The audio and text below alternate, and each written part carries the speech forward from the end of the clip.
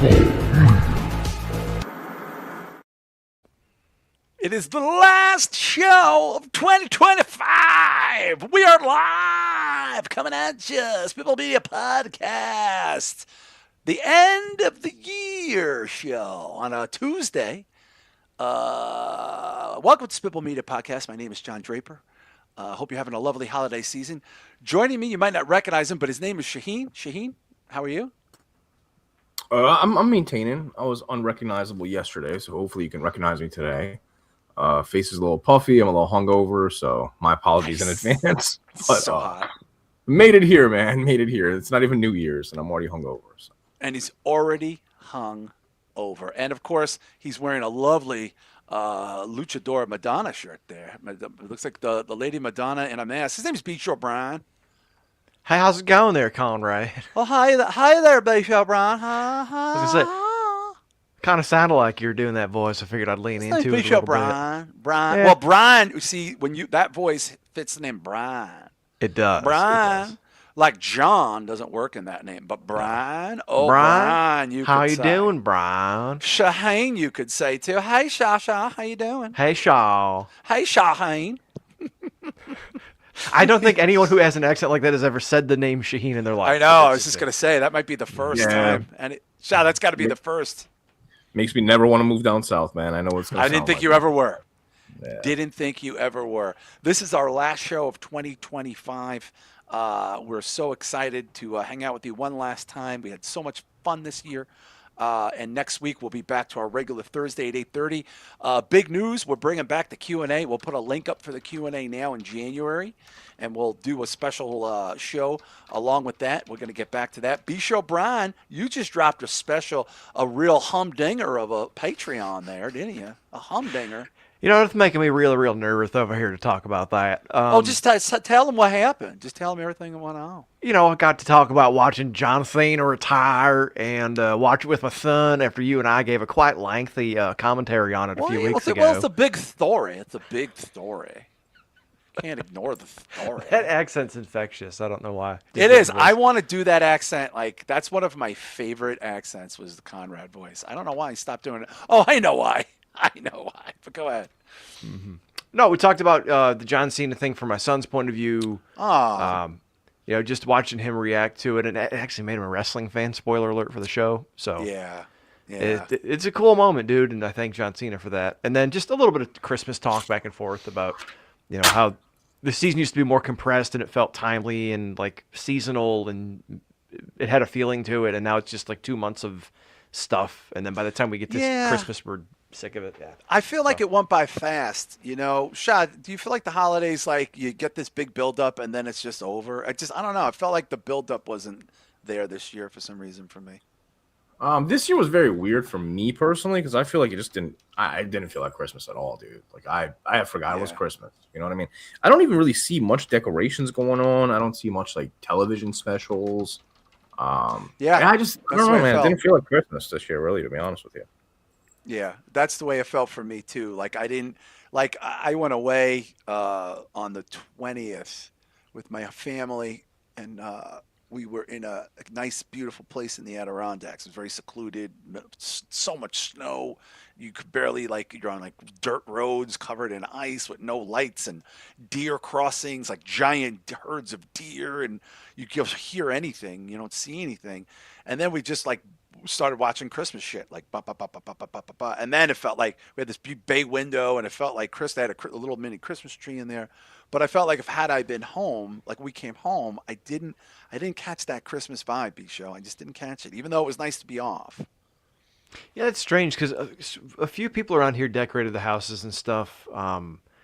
As far as the TV shows and the specials, I think the networks are getting pretty hip to the fact that everyone's on streaming anyway, so it's kind of self-directed. Yeah. And that was kind of one of my peeves is that, you know, look, I'm a fan of people getting to enjoy shit for an extended period of time. If you're doing something that makes you happy in 2025, do it. Yeah. But it seemed like right after Halloween, they were putting the Christmas movies up on like Disney and Hulu and all this stuff. So that was one of the things I mentioned. Again, a preview for the show I did the other night. It was like by the time we got to like 4 days before Christmas, my kids were like, "We've watched all this shit like 2, 3 times already." I know. I was thinking Yeah. about that too.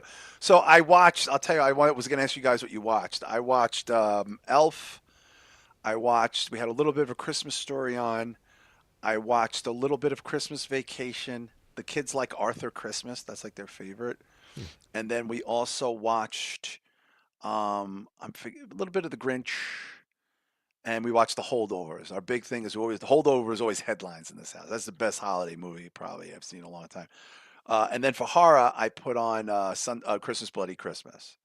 Like that was my thing as I was getting the gifts under the tree and smoking a cigar. That's what I did. I put on Christmas Bloody Christmas. Did you watch anything, Shah? Christmas related, no. It's funny because I was gonna actually watch The Holdovers because I've never seen it before, Yeah, it's so good. and I put it in and I fell asleep the other day before even turning it on. So I almost watched the Holdovers, but other than that, man, I just watched pretty much. I watched The Descent that I haven't seen for like 15 years. Oh, it's such a good movie. It holds up probably too. I think that with the new transfer, it takes away from the movie because it's too clear. So it takes away from like that feeling that like I don't know, like I don't know. When I watched the original, man, it just seemed like it was darker. Like with this transfer, you can see a lot more, so it's less like claustrophobic. I feel like. But I watched Bugonia. Those are pretty much the only two movies that I watched. I want to talk about that a little bit. Okay, yeah, for sure. B-Show, did you watch? What did you catch up with? I mean, holiday first, of course. Holiday first, man. I watched quite a bit. So with the kids, we watched. Obviously, I think my official favorite Christmas movie is now The Santa Claus with Tim Allen. We watched that too. I never saw that before. Yeah, we watched a little bit of the first one and some of the one with Martin Short, I guess. What did you think about the first one, being a dude from the coast and not someone out here in the Midwest? Seems a little dated now. It's very old. It's from '94. I mean, it's a very old movie. You know, I mean, in general, I know dated, but I think it's cute. You know, I see why it was so popular. You know what I mean? Like that was my take. The kids love it. Edie loves that movie. Gotcha. But Santa Claus, the rest of the fair, I guess, the Rankin and Bass stop motion movies we watched. I watched Year Without a Santa Claus. We had that on Christmas Day. Very good. Christmas Vacation we've watched like 4 or 5 times. So pretty much like anything that's on Hulu, Disney Plus, or Peacock, we checked out. Okay.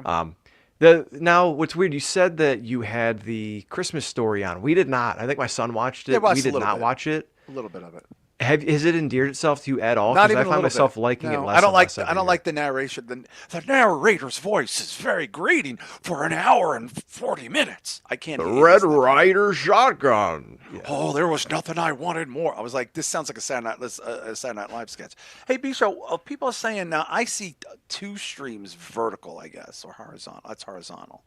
Like, what's going on? People are saying that they have multiple streams going on. Well, we're broadcasting in vertical and horizontal for people who have whatever orientation on their phones. Oh, wow. Okay. And Yari said that he can't see any of the chat, so I was asking if he was in either so if you can't see the chat, chances are you're in the vertical one, so you want to join the horizontal one. The vertical is more so the way YouTube works is if you're doing vertical, they'll push you out to like a newer audience. So we're essentially doing 2 different streams. So that's weird. If you're a regular and you want the show like it was previously with the chat room, just go to the full screen one, which is the horizontal one, and then the newer one is kind of for newer people. Okay. Wow. Yeah, it looks interesting there. Yeah, I mean, I didn't get the vibe so much, like the holiday vibe. I felt like a rush to get there, like rush. We elected not to go out Christmas Eve, which was nice because the weather here got very shitty. And also, look, certain people are in 2 different chats. They just don't know what's going on. All right. Thank you for clearing that up, Shah. But, Bisha, why don't we say hello to everybody in the chat currently? Yeah, we got the Drew Yari experience, and thank you for that art you made for us for the show. Drew, my kids love it. They had one comment on it, but I shot it down. They couldn't believe that you didn't use a cardigan, but the sports coat I liked. We got Chris Matthews in the house. Legendary Chris Matthews. We got Mr. Isaacs. I haven't seen him live in a while. I haven't seen Mr. Isaacs in a while. Old friend there, so shout out to him, of course. Sends me quite a few funny videos on TikTok. Yeah, he's a good dude. For that. He's a good cat. Yeah. Speaking of good cats, we got Joe Punches 2735. The Joe Punches. Hope you had a lovely holiday there. We have Coke Hogan. Speaking of a white Christmas. Well, they could do it, but there's only one for when your name's Coke Hogan. We got Donald Q. Stoney Esquire. always good to have a lawyer, especially one of his caliber, in the room. Kevco TV snuck in there. Oh, Kevco. Okay. Well, shout out to Kevco TV. And was Rich Dow in there? I didn't see Hey Now Rich Dow. Rich Dow is in there. Oh, Hey Now. Yeah, Rich Dow. And I Hope thought you had I a saw Merry Slave Christmas. Cheeks, but I don't see him now. So Okay. The cheek of the slave. Yes. And of course, if you haven't already, get the new year starting right by going to patreon.com/spitballmedia. Give yourself that gift going into 2026 because Shah, that $5 is a super value, especially going into the new year with such economic uncertainty. Yeah, it's funny because I'm trying to put this chain together, and I literally ordered this one piece from Amazon where it's just like a little fucking extension because it doesn't fit on my chain. This was $8. This little piece of metal here. Yeah, sounds about right. So it's less than this a month for the three of us. It's worth it. Give it a shot. Check it out. Totally worth it. And of course, B-Show, going into the first quarter of 2026, a lot of financial instability. This is a solid bet. This is something you could sink all of your 401k into, almost like a growth fund. Hey, I was going to make a joke that I can't make, so let's I know you really back can't. off. Shouldn't even have done that, actually. Shouldn't even have set you up for that. That's okay, but I'm sure someone got you a gift card, or maybe you got yourself a gift card, or maybe a mistress. What do you call it, Gumar? Gumar, depends. Gumad. I like Maybe Gumad just because it doesn't mean anything either. Yeah, maybe they got you an untraceable prepaid Visa debit card. No better way to spend the money than on Spitball Media. Hours and hours of content, all across different types of genres, different types of shows, movies, politics, going all the way back to the Break the Apocalypse days. I almost forgot the name again. Yeah, but Break the Apocalypse. Years of content, over 300-400 shows, hours of content. Go check it out. Yeah, and of course, B-Show just dropped a humdinger of a show. And I just was catching up on our good friends over at Necromaniacs. I had my brother Mike on the Patreon there. Mm-hmm. They just dropped their 666. Very interesting list. But I could tell you something, Shah, I want to make sure you were back to your seat. So I'm listening to Necromaniacs, and they always put us in the show, like at the beginning of the show with all their plugs and at the end. So my brother Mike opens the show by going, so I just want to point this out. Other podcasts are going to be counting Nosferatu in 2025. However, this podcast, because it was a proper 2020, they had a whole thing about explaining to people why they would never do that because it came out in 2024. They did like 5 minutes on us talking about it. It's hilarious. Dude, Shah, it was so funny. It was like a little bit of like a rib, but I was like, you motherfuckers, you spent like 6 minutes on telling people that if you go to Spitball Media Podcast, they're going to have Nosferatu on the list, but technically it shouldn't be there. I mean, it's a fair point. It's a fair point. Dude, they all agreed. They had a serious conversation. The other guys were like, yeah, actually, that's right. It was an actual theatrical release. We wouldn't do that here. Touche. I can't. Dude, it was so funny. It was so funny. It's funny to goof on like, never would I do that, but it's a valid point. They were dead ass. Like the other guy, the other Mike Hill and Jeff Cade there, they were 100 like, yeah, well, technically it was a theatrical release. And then my brother Mike was like, well, a lot of other podcasts do that. They did do that. And Mike Hill's like, yeah, we're definitely not doing that. Like, what I mean? I was like, holy shit. They took a little, I was like, I loved it so much. I was walking the dog, dying. I was almost stopped in my tracks. I was going to give you both an audio message, be like, you need to listen to the beginning of the Necromaniacs. See, I didn't hear that. I was driving. Oh, they did it, dude. Because I heard, funny. I listened to the podcast, but I must have skipped past the plugs or something because I didn't catch that. It was it was a part of their whole plugs for their whole network. There's a whole network there of everything went black. So they went through Monday, we have this, Tuesday, we have this, and their show comes out on Thursday, but they put us in Friday for the public feed, so they would put us in the Friday. And then immediately my brother Mike was like, I do want to point out, if you're going to listen to that, which you should definitely listen to their podcast, that you're going to hear Nosferatu on that list. And it shouldn't be there. I was like, holy shit. So me gently and friendly discrediting of our top 10. Oh, Emmanuel Rojas is in the building. Shout out to him. Dude, it was so, Shah, it's so, but it's like, you're going to just laugh because they're not breaking kayfabe about it at all. They're totally like no selling that it shouldn't be on the list. Oh my God. It shouldn't be on either of your lists. I mean, listen, man. I can't even argue it because it probably it's too shouldn't funny. be on the list. It's just too funny. But if you haven't yet, please go back and check out that Necromaniacs podcast. It's very good. They do their 666. They actually do a streaming service of the year award. I was like, ooh, that's an interesting. I kind of like that idea a little bit. And then they do a bunch of runners up. and their lists were very interesting. They were all very different. My brother's was very interesting. Yeah. Yeah, right. I thought Mike Scandato's there. I would not have guessed that at all. Most of that. You know what really surprised me the most? Well, I don't want to say because I don't want to ruin it, but it's a movie. It's a movie that the three of us really were not impressed by at all, and it made Mike's like top 5 or whatever. And I'm like, wow, okay, just different strokes for different folks, man. Yeah. There was one thing. I don't want to blow it up, but please check it out. And of course, shout out to them as well. But I thought tonight we would talk about other movies outside of that genre that we squeezed in under the year that we may have not mentioned going forward. Some of the better things that we saw, and my brother had a good point, Shah. He was talking about this was a year where it was not as strong as previous years, but where you missed a lot of shit. Like, in other words, there was shit that you thought would be good, but you didn't make an effort to see it for one reason or another. And I thought about that today, and I was like, even myself as an avid moviegoer, there's a lot of shit I did not see. Yeah, and throughout the year, I jotted down about a solid maybe like 40, 45 movies that I wanted to see based on the trailers that we watched. And I think I only got about half of them down. Now, granted, some of those I think are coming out next year. Yeah. But there was a decent amount that I feel like we missed out. Like I mentioned The Descent. There was another movie that came out this year called The Descent. The Wailing. Really? Like there was we watched the trailer. Oh, yeah, we watched the trailer for that. Yeah. Yeah. Descent. I think it's just called Descent or something instead of The maybe. Descent. Yeah, I think I could be wrong there. But as far as that goes. But yeah, B-Show, I think that Mike brought that point up early in that podcast, and it kind of resonated with me as I was listening to it today. Yeah, it's fantastic that like there are movies that we were so excited for 6 months ago, and they completely fell off our radar for whatever reason. And I'm seeing people's top 5s, top 10s. I don't think Chucky Larry did one yet. He might have already. I don't know if he did either. I follow him, so I'm not sure. But like, there's a guy Chuck on TikTok that I follow a little bit who has a cool show, cool channel. But like, there's people talking about these movies that like holy shit, I don't even know where to find them at this point. Like, we were seeing trailers and having stuff sent to us back in like March, April, anticipating movies coming out. I don't even know where to find half these fucking movies now if I wanted to watch them. Yeah, that's pretty funny too. Rich Dow was asked about Castle Rock. I did watch that first season of Castle Rock. I couldn't get into it. Then there's some people mentioning if they could merge the chats because they said there's more comedy in the vertical. I thought that was fun. There's more comedy in the vertical one. I'm working on it. That's too funny. But Shah, one movie I did want to bring up because we all saw it recently as it hit streaming, and it's from a director that you and I have mentioned many, many, many, many times.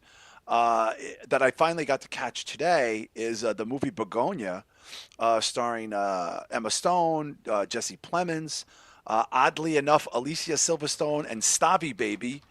I mean, if you would have told me, Shah, on paper that Yorgos Lanthimos a year ago was making a movie and these are the 4 principals, I would have pissed in my pants. Alicia Silverstone? Yeah, she's the mom in the movie, dude. I didn't recognize her either. Boom. Yep, look it up. Wow. That's Alicia Silverstone. Dude, I watched it with my neighbor and she thought it was Sharon Stone. Alicia Silverstone. Damn. Who barely acts. Doesn't do much. But Shah, we're big fans of Yorgos Lanthimos. He's obviously had a very good run here. His relationship with Emma Stone being a big part of that run. I want to get your take first as you are the premier sort of authority on his work. Yeah, I loved seeing Stravos in there because I was not expecting that. Yeah, and he was just Stavi. He was just Stavi. He didn't do anything. I think it's the Greek. I think it's the Greek connection. It has to be, bro. They're both like super Greek, like born in Greece. So I was thinking I have a funny story about him doing the press circuit when he said when they offered the role to him, and he said, "Well, they know what I'm like. They know who I am. They're not expecting me to do anything else. So I think I'm just going to do me." And that's exactly what they wanted. Like he goes, he was like, because Yorgos, when he offered it to me, I'm like, well, he must know. Like Bisho, like he did no prep really for it. He just did him. Oh, it's pretty obvious. He's just being himself. He's the same character from Tires. He's the same as his stand-up. Exactly. It's the same thing. He's just that nervous kind of like, hey, dude, about what happened, like when I was your babysitter. It was kind of messed up. It's not. I think about you, but not in that weird way, Yeah. It was so great. It was just like that back and forth, like come up to the edge of whatever, then back off. It's cool, man. It's cool. And, it's just Stavros. That's it, man. Yeah, and Shah, I want to point out there is a co-star in that movie who is a very high-functioning autistic person in real life, playing that character, the cousin. So this was a very odd cast. But Shah, I want to get your take on the film. We don't want to give too many plot points, obviously, but Yeah. It was a bit of a roller coaster, man, because I kept flip flopping between like the twist in the movie, and I'm like, yeah, is it or is it not? Like, what's happening here? I don't really know. I love the characters. I thought the dialogue was great, like the script. Like it was a fun movie. It was a very like good dark comedy, and I don't really usually like dark comedies. Like I don't find them like amusing at all. And I can't honestly say like I was laughing out loud at any point in this movie. But at least they got a smart. Stabby stuff. I was laughing at some of the Jesse Plemons stuff and the Stabby stuff for sure. Yeah, but it got a couple chuckles out of me, and I thought even Emma Stone, she was pretty clever in this. She's movie. Great, dude. She's fucking great. She was really fun. She's great. Yorgos definitely has a foot fetish. I'll tell you that. About 45 minutes of this movie was Emma Stone's feet. Yeah. So Quentin Tarantino, man, I don't you've been replaced. Step up your game, QT. Step up your game. Step it up, dude. You showed 5 minutes. This guy showed 45 minutes, man. I loved it overall. My only complaint was the end of the movie when I didn't like the ending that much. I didn't even dislike it. I thought it was good. It was kind of what I wanted out of it. I just didn't like the execution because I was like, really, dude? Like, I don't want to give it away. Seemed but a little on the nose. Seemed a little on the nose. Bisho, you're not as familiar with his work as me and Shah are, but from a director standpoint, what did you think of the choices that he made there? Because that's obviously he's driving that film. Thought it was fantastic. It's going to be hard to say much without giving stuff away, so I'm going to try to be as cryptic as I can. Yeah. But my wife watched the first 20 minutes with me and then checked out because she's like, I can't watch this. It's making me too anxious. There was one scene in particular. I'm not spoiling anything, but it's when they get her in the basement and they're having their first back and forth. Oh, I love it. The way that it's framed, the way it's lit, the color schemes, the way she's dressed kind of alludes to what we see play out at the end of the movie. Hmm? And you'll know once you see the movie and once it's finished up if you remember this conversation, if you're listening. I felt really, really bad for what's his name, Donnie. Oh, Donnie, the autistic cousin, yeah, Donnie. Yeah, I felt really bad for him, and it's weird. You guys keep calling it a dark comedy. I didn't see it as a comedy. Like I didn't know what to classify it as. It's like almost like a sci-fi or thriller or whatever. Yeah, because there's people out there that really believe this shit. Yeah, it's it's such a Shah, do you think this is a little bit of a departure for Yorgos Lanthimos? Because in a way, once I saw the cast, I felt like it was. You know what I mean? What do you mean departure in the sense? Well, of I mean for him to book like Alicia Silverstone and a fucking dirty comic podcaster. I mean, it just doesn't seem like it's in his. He books like Emma Stone. She's got Academy Award at him. But he also books like Mark Ruffalo, who is a serious fucking actor. And let's not forget Willem Dafoe. And it's like, he's got chess pieces of people he uses. And now he got Stavi Baby, an autistic guy, and Alicia Silverstone carrying the other half of the movie. It's weird. Well, I think he's proved himself over the last few years, especially with Kinds of Kindness and Poor Things. So I don't think he has to rely on like the star power anymore. I think he's a name that people recognize. And since he already had Emma Stone, he could take the risk of putting Stavi and an autistic person that nobody knows because it's like, already have the stars, like people are already on the hype train from Poor Things and et cetera, et cetera. So they're just going to check it out anyway. And he's one of those. I mean, you see it in a lot of directors, man. I mean, Robert Eggers and Ari Aster being two, they mainly work with like the same actors and actresses.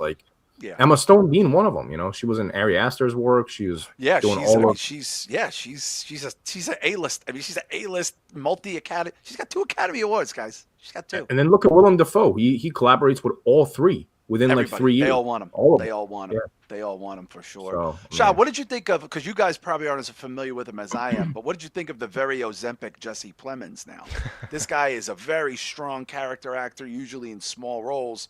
This was the biggest thing he's ever done. This is the biggest leading role he's ever had. That was the guy from Civil War, right? Yeah. He lost a lot of. He's Ozempic now. Yeah, he's married to Kirsten Dunst. Yeah, he's extremely, extremely skinny. I thought he was pretty funny though. Like I loved both of the characters. So the autistic guy, that's the fat guy in the movie. Yeah, that's the one who plays his cousin. Never acted before, by the way. Never acted. Which honestly helped because it seemed very like Totally organic. helped. Yeah, He I seemed think it was. legit as fuck. I'm sorry. Oh, Like he it was just so seems so. endearing. Yeah, I Dude, know. that was I don't know, maybe that killed me.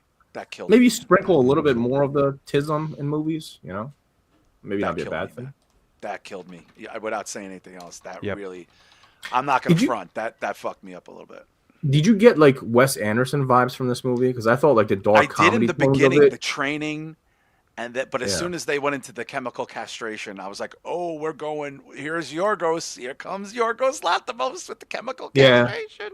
But as far as like the dialogue, I felt like it was straight out of a Wes Anderson movie. Like the jokes and like it just felt like a Wes Anderson. Aside from like the sets, it didn't look like a Wes Anderson film necessarily. But Yeah. um, Now I want to ask you guys this because obviously we don't go this route very often, but I think this is a route to go because I think this will be an Academy Award film. I'm thinking possibly we might see an Academy Award come out of this movie, whether it's for Jesse Plemons or Emma Stone. B-show, I really do. Emma Stone is so hot shit right now. Like she's just that person. And she was, I mean, dude, she fucking shaved her head for this movie. I mean, she worked her ass off for this fucking movie. That was the first thing my wife said. They start shaving her head and they see that it's her. She goes, "Oh my god, really they're her, really yeah. shaving her head." I Yeah, go, really. "Yeah," and she They goes, really- "How much did she get paid for this?" Because I would have Probably said dick. no. I guarantee you, she took practically. Well, nothing. I looked it up when we were watching it. The last movie she did, what is it, Poor Things or whatever. Things. She made, because she's a producer, between what was Oh. it, 7 and 30 million, depending on Okay, back end. she's a producer. Yeah. That's how big she I is. think she did Eddington last, didn't she? Eddington was the last one.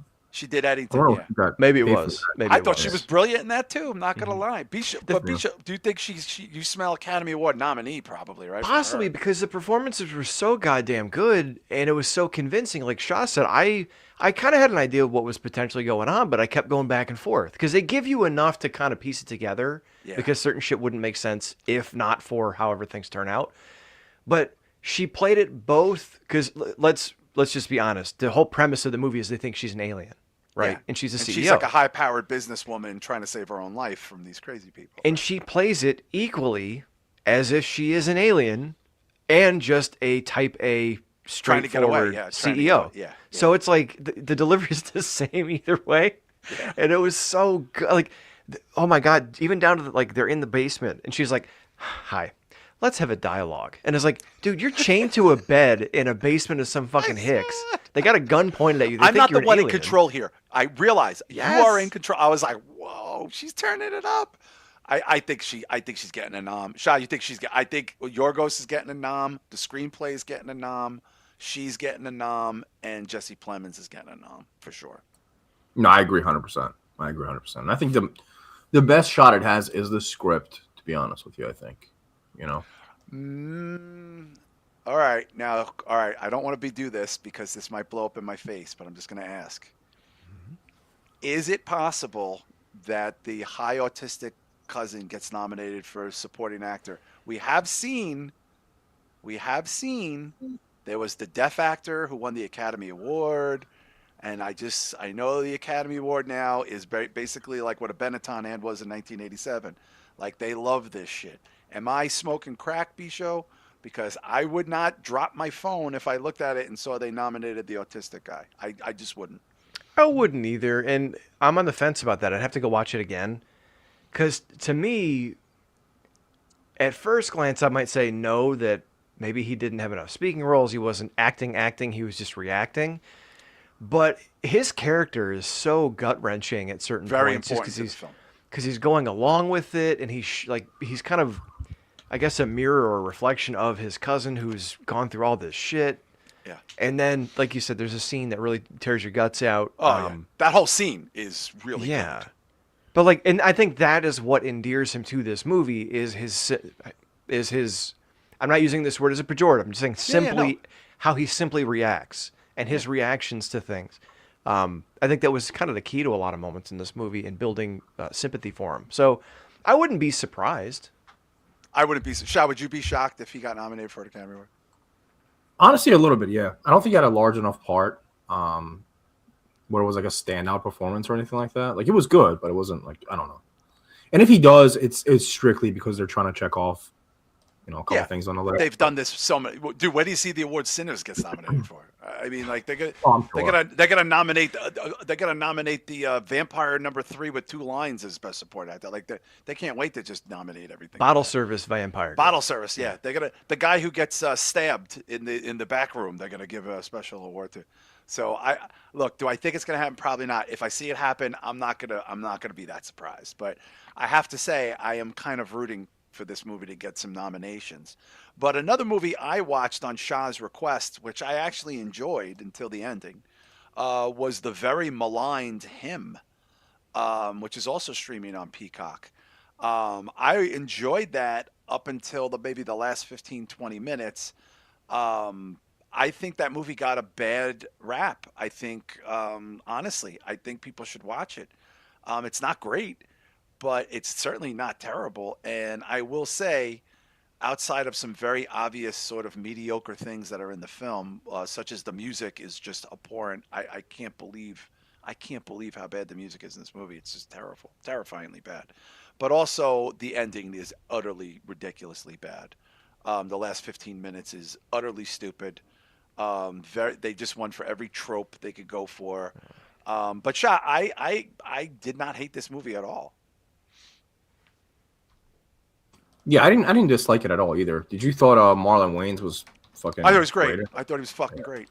I thought he was. Yeah, I predominantly loved him in there. I thought visually it was a good looking movie. Like the cinematography was good. I thought it looked good. My only issue was, again, same thing as yours, is kind of the ending. The ending just looked really silly. Cheap.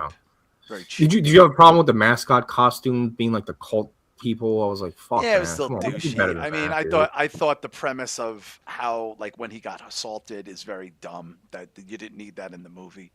I thought there was a lot of like stereotypes in there that I thought were a little cheesy, and the music is so terrible. Like, I just wanted to stab myself with this constant mumble rap, god awful horse shit throughout the music. And I thought the lead kid wasn't that good either. I thought he just checked off a lot of boxes. He looked racially ambiguous, was in great shape. That's apparently all they wanted, because he was getting outacted by everyone in the room, in everything. I also thought, a lot of it was a little tropey. Like, it was just like, it's like, oh, the carbine is like being like on display. It's like, come on, dude. Like the slave trade. Yeah, the slave trade references. I'm just like, it's just so gross. And it may be like relevant, but it's also a hacky premise, because people who watch the combine sitting in their armchair at home make that joke. So, like, does that connection need to be made in a big studio movie like that? You know what I mean? Yeah, and also Bisha, did you see it? No, I didn't. It's a good watch. It's not a terrible watch. But one of the things that really annoyed me was, like, the notion that, like, you never see, like, the coach of the football team. Like, you know what I'm saying, Chad? Like, there's a lot of logistical dumb shit in there. Like, the owner is like a secondary thing, and he's portrayed as like a slave owner in a lot of ways. And I'm like, dude, this is not the way the NFL is now. If you put the NFL on now, this may have been a little bit better to make 10 years ago, when there was like maybe one black quarterback and before concussion protocols. Protocols, and I don't know if you've looked at coaching lately in the NFL, but it's not a lot of old white guys left. It's very, they've kind of moved away from that. So, you know what I'm saying, Shah? Like, and I don't even follow football, and I know these tropes are dated. Yeah, it was a bit of a reach. I thought, how do I say this without spoiling the movie? I know, but I think people should watch it for sure. Because it's really cool. It's made in a very cool way, as this very gripping color palette. But go ahead, John. I'm sorry. I like the portion where I guess they have an aspect of, like, there's a chosen one and how he is chosen. I like that aspect of it. Like, I thought that was kind of original. So it's got pros and cons, And honestly, I would say there's more pros than cons, but the cons are pretty damaging, where it pretty much like ruins. Do you think the cons are what sunk the boat of this movie? Because I feel like people, this is a case, because this movie was maybe, honestly, Shah, this might be one of the most maligned films of the year. Honestly, like, it might be. I mean, dude, when we first watched the trailer, we all had the same. I was compelled. Reaction. Yeah, we were like, "Oh man, I'm kind of blown away. I want to know what the fuck this is." Yeah, and then the reviews came out, and I mean, I walked into it. I kind of expected myself to like it, just because typically when movies get bad reviews, I tend to like it. Yeah, me too. Which I did like it, enough to Yeah, I buy liked it. it fine. I purchased the movie, but it's not really something that, again, clearly didn't make my top 10. It didn't make my top 15, I believe, but No. it was okay. I would check it out. It's not something to rewatch over and over again, but it's a good one-time watch. Yeah, B Show Chris Matthews brings up two huge points. The Marlon Wayans was really fucking put everything he had into this movie, and you'll see that very quickly. But also the concept versus execution, B Show, as we've kind of talked about quite a bit on this show, where we might embrace a concept and then question why was the execution not as strong as the concept. That's happened quite a bit, and I think trying to follow people in the industry a little bit more, I'm a little bit more sympathetic toward writers because so many times writers will put a concept together or a script together, and it's a really strong idea, a really strong concept, and then through the process of this group filmmaking, it is by definition a horse made by committee, or a camel, basically. I'd be very curious what you would think of this film, honestly, because also you're someone who played, full contact high school sports, and it's a precursor to this movie. It's a huge part of this movie, actually. It's a huge part of this movie. So that's why I wanted to. And it's only an hour and a half, mercifully, by the way, which is great. And honestly, dude, there's no movie like it. Like, I will give it that. That's why I think everyone should check it out, because it is that original where, we haven't seen too many sports horror movies. You know what I mean? It's different. Oh, It is God. different. I don't know that we've seen any. Honestly. Yeah, I can't. I really don't. I don't know that we've. The Fan, the Wesley Snipes De Niro one, that's pretty hardcore. Yeah, it's not a horror. That's just like a stalker. It's a thriller for sure. I mean, the Faculty has football players. The Faculty has that concept behind it. But it's not a football movie though. This is literally like a fucking football movie about horror. You know what I mean? Of course, there's going to be some, movies that have crossover appeal. And I will say this without saying too much more about the movie. The fact, Shah, that they can't get the licensing to use the real NFL is so like. Oh yeah, it is kind of silly. It's so Bush. It's so Bush. Yeah. A B show because the NFL holds on to that like real tight. Yeah. Well, unlike other sports, you really almost never see that ever. Well, that's like as great as Any Given Sunday was when they're playing the finality of their national championship. Miami Knights versus the New York Occupiers. It's in a junior college arena with a one set of stands that go up, and you can see the lights 50 feet off the ground. Yeah, goofy. But watch the movie, B. I'm telling you, you're gonna be like, wow, this is definitely not what I was told it would be. Okay. Check it out, man. I saw it come up the other day. I was either Bugonia or that, and I only had time to watch Bugonia. So. Very unfair. Unfair to put them in and I watched them both back to back. Did you? Okay. I thought about it, but no. Shah, I got the popcorn out for him, and then by the time that was over, I was like, I guess I could start Bugonia. We like I said, my neighbor came over and we watched Bugonia, and then we watched Cannibal Holocaust. She wanted to see that for the first time. Like the weirdest double feature of all time, dude. And she loved Cannibal. You watched Cannibal Holocaust with a civilian, yo? Yeah. You're I watched it with my ex too. The I don't want to say her name, but you're crazy. This title of this episode should be Cannibal Holocaust and Chill or something like that. Cannibal Holocaust and Chill. Dude, 2025 Cannibal Holocaust. This is kind of more so for you guys that know me personally. Not my last ex, the one before that, the very vanilla one. She watched Cannibal Holocaust with me, dude. Imagine watching it with her. That was like, she judged me so hard. She was just like, I can't get my wife to watch Homeland reruns with me. Like, honestly, it's just you have multiple copies of this movie in this house. Like, I have a kid here. Like, I was like, that's that. Yeah, when are you guys watching a Serbian film? When the ball drops? Maybe. Like 3, 2, 1, newborn porn. What? What did that guy just say? And I think they just shut down both the vertical and horizontal streams. Happy New Year, guys. Subscribe to the new channel next week. You can bleep it, Bisha. You can bleep it. But, it's from a Serbian film. It's a line. Yeah. We're live, pal. We're live, pal. God. We're live, pal. What are you, Vincent Van me? Vincent Kennedy McVan me. It's John Vicious. Drapes Vicious. There we go. Well, listen, I'm grand closing. Closing of the year with Never Returning. But we did, I wanted to take an opportunity to look at this list. So a couple weeks back, we might have done it on Patreon. We did the most anticipated horror films of 2025, and there were some good ones. We went to about 15 or 20 of them. Variety today put out the most of 50, I think it's the 50 most anticipated films overall, because there is a lot, unlike this year, there is a lot happening next year across all genres. There are big, big, big things happening, whether it's in the comic book genre, the horror sphere, the regular meat and potatoes, drama, comedy, you name it. Comedy, I haven't really seen too many things on the periphery deck yet, but I thought it'd be interesting to just thumb through this list. And there will not be a post show tonight. We do have New Year's Eve tomorrow, but B Show just dropped a nice post show for the Patreon pals. So B, let's run through this list because, like I said, we got a lot of boxes to check off here. Going down the rabbit hole here. Are they going from 50 to 1? There's no numbers, but there's a bunch listed. People we met on vacation. I haven't heard anything about this movie, but I've just started seeing the trailer on the streaming services, watching Christmas movies this week. Do we know what this is about? This is a comedy, obviously. I believe it's two people who are friends and travel around, and then they like kind of fall in love with each other. Who's the couple there? I couldn't even tell who they were from the. Tom Blythe and Emily Bader. I have no idea. These sound like made-up people. So, by the way, I believe this is starting for January, so that's why the list looks like this. January 9th, yes. January 9th. Okay, I don't think any of us have an interest in this. Is that fair to say? Unless they meet like serial killers, Shah, or something on vacation. Yeah, I mean, it's not really speaking to me. Yeah, we'll just breeze through it. All right, let's take a look. Greenland 2, Migration. Okay, I saw trailers for this. I don't know anyone who saw Greenland 1. So I don't know why I need a Greenland 2 shot. This is like one of those apocalyptic movies where the Earth ended and these people live underground and now they're trying to get to like one part of the world where it's not destroyed. So it's like A Quiet Place minus the monsters, essentially.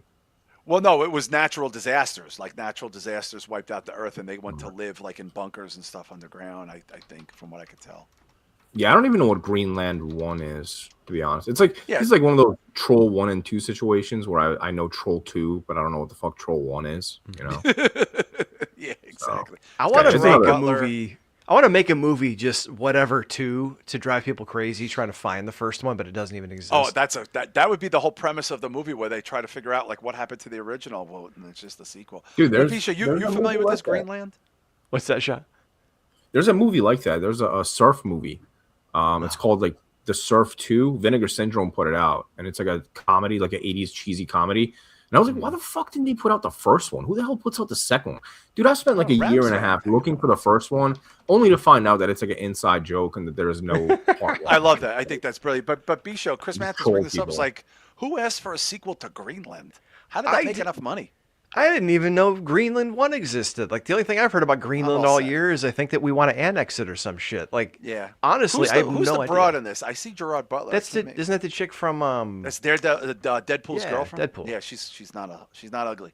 But I'll be skipping this as well. Gerard Butler, Marina Bakarin, and Roman Griffith. Good looking lady. Yes, she is. All right, let's go to this is January movies. Here we go. Yeah. All right, guys. Fuck yeah, Shah. I am very excited about this. This is directed by the woman who rebooted Candyman, Nia DaCosta, who also did a very bad scripted Marvels that she is now publicly talking about how bad the script was. But Shah, I think you're on deck for this one, having recently seen 28 Years Later. Yeah, I'm actually really excited for this one. 28 Years Later. I didn't expect it to be in my top 10, so I'm anticipating this will hopefully be in my top 10 next year. And I will definitely watch this. Probably not in the theater, but I mean, I'm sure this will come to Netflix. I'm assuming since the last one did. But yeah, man, I'm looking forward to it, man. And the trailer looks really good. I'm down with the Bone Temple. That was like my favorite part of the first one. So I'm excited for this one. B-Show, you got to get yourself into that 28 Years Later vibe, man. I do, and I got to go back and watch the other ones. But the interesting thing. Okay. Well, this is interesting because I don't remember if it was Mike Hill who said this or if it was the other co-host, and I forget his name. I apologize. Jeff, yes, who was talking about why Mike would like it, is because it's almost like a sword and sorcery type of movie more so than a zombie movie. Yeah. So that makes me want to watch it more, that it's almost like a feudal sword and sorcery kind of thing. Yeah, because they're so established now. Like that's what I think it is. But I'm excited for this, and it comes out fairly soon, so I'll be present. Might be the first movie I see in theaters in January. Nice. Moving on to The Moment. Who's in this? Based on an original idea by Charlie XCX, The Oh, Moment shows a forget it. I'm rising never pop watching star navigating the complexities of fame and industry pressure while preparing for her arena tour debut. No thanks. Shah, this is a big no thank you, right? Yeah, it sounds like an immediate no for me. Yeah. Starring Aiden Zamiri, stars include Charlie XCX, Kylie Jenner, Alexander Skarsgård, Why is he in that? Rosanna Arquette. What? She's probably playing a grandma. Such a or something. random cast. Yeah, Yeah. I'm not touching this. That girl's mediocre, but she's good looking. Who cares? Speaking all of pop stars, did you guys hear any, not to go off on a K-pop thing, but did you guys ever check out or hear anything about the K-pop Demon Hunters movie that came my out? nieces and nephews like it. They're 11. Yeah. Let's keep it moving. I was gonna say I just watched it today. It's different. Mercy, January 23rd. Yeah, this looks stupid. This is like a schlocky sci-fi movie about like the future of justice. I like this Chris Pratt there as much as the next guy, and the girl in it I like too. But I don't know, Shah. This is like one of those like sci-fi future movies about crime. Like I just don't give a fuck. Yeah, I'd rather watch Possession, man. Yeah. If I'm gonna watch anything about future and crime, I'll watch that. Yeah, be sure. Have you seen the trailer for this? It's just schlocky. No, it says he's accused of murdering his wife by an AI Capitol court. This seems kind of like Yeah, just too Manchurian, on the not Manchurian Candidate, whatever that Tom Cruise one was about. Oh, based pre-crime. on the Philip K. Dick book, Minority Yes, Report, which Minority is great, Report, yeah. which is fucking brilliant, actually. Steve Spielberg did that, but this doesn't look anything like it would hold up the candle to that. Who's the broad in this? Is that the Rebecca Ferguson broad or some shit? What's her name? Shit, this keeps jumping. I'm sorry. It says Callie Reese, Annabelle Wallace. Oh, I don't know. Nah, I don't know. The girl looked familiar. All right, let's keep it moving. Send Help. We watched this trailer a while back. Yeah, listen. You and I like Sam Raimi a lot, I think, B, and I like Rachel McAdams. Is that Rachel McAdams? That's her, right? Yes. Yeah, we watched Mean Girls recently with the kids. God, she's so stunning in that. She's talented. I know, Shah, you're not really that into Sam Raimi, and you didn't think this was anything that worth mentioning. No, this was a big no-go for me, man. Not really interesting to me. Yeah, I might check it out. B-Show. I'm interested because it's Sam Raimi. Yeah, and the concept looked interesting. You know, entitled Nepo baby boss who can push you around at work, pushes the cat lady around until they get on an island and figure out she's a badass and he's a pussy. Yeah. You know, interesting dynamic. I'd like to see how it plays out. I don't know if I'm going to rush to the theater to watch Yeah, I it. don't know. I'd rush either, but January, as of right now, I'm seeing one movie in January. This might be my second, but I like her. I think she's actually very talented. She's come a long way since Mean Girls, but that's a long time. I'll be ago, honest, man. I'm kind of over like these like feminist movies too, man. It's a little bit much, dude. I'm Yeah, kind but of this is the Sam Raimi version of it. This isn't. I like, don't care, dude. It's Sam Raimi has changed over the years too, man. I don't need a feminist movie. I mean, I'll check it. I might check it out. I might not. But as of right now, that's one movie I would see in the theater. And I think if we had to see one, we would all pick Bone Temple. Is that fair to say? Yeah. Oh, okay. So that's January. January down. Let's go to February. Goat. What the fuck is that? Is this a kids movie? Is it a goat basketball player? What the fuck is that? This looks like a kids movie. Steph Curry lends his voice to Lenny Williams. Oh, a forgot. giraffe. Okay. Okay, let's move on. Yeah, let's keep it moving. Okay, Yeah, we got- but to be fair, I only mentioned K-pop because it made like $50 million. Or Oh yeah, $100 million probably more than or that. something. But it's a genre. Like that genre is very popular. So this is that Wuthering Heights remake that's supposed to be very, very on the nose with the young crowd there. That's got Jacob Elordi there. He's our is he our Frank? He's our Frankenstein. He is our Frankenstein, whether we like it or not. And who's the girl? Margot Robbie. And it's got all right. So we got shop Frankenstein bangs fucking Harley Quinn. I mean, it's, Or Barbie. Take your pick. Barbie. Frankenstein bangs Barbie. This is gonna make money. I'm telling you right now, it's gonna be a big movie. I mean, that sounds like a great porno idea. Barbenstein. Yeah. Barbenstein might be a good one as far as porno, but This is gonna be a big movie. I don't know much about it, so it's hard to comment. Be sure you're familiar with Wuthering Heights. Did you read it in high school? I didn't, but I saw this trailer and was actually impressed by quite Yeah, it's a bit of good-looking how it movie. looked. Do we know who directed this? Because it has a very stylized version of it. It's not the traditional version. And these are two very bangable people in that age group. So Did we Emerald watch it on the Fennel. show? no, we didn't watch it on the show. I've seen it in going to theaters, and these are very pretty people in it. So this could be like the Romeo and Juliet, what that was in the '90s with Claire Danes and Leo. This could kind of have that vibe. I think. I do think she's a little too old for him in this movie. Show is that mean to say? I don't know, dude. I'm starting to get to that age where those ages between like He's 30 like and 50 are starting to 25. blend. Yeah, but I she's what, 40, 45? he's like maybe late 20s. I don't know. I just feel like it might come across. She's stunned. Don't. I'm not fronting on Margot Robbie. I'm just saying the age gap here might be fairly significant. And some people might be tired of her after Barbie. Where do you go? Honestly, she did a movie with somebody and it bombed. Somebody very popular and no one went and saw it. About like well, a couple.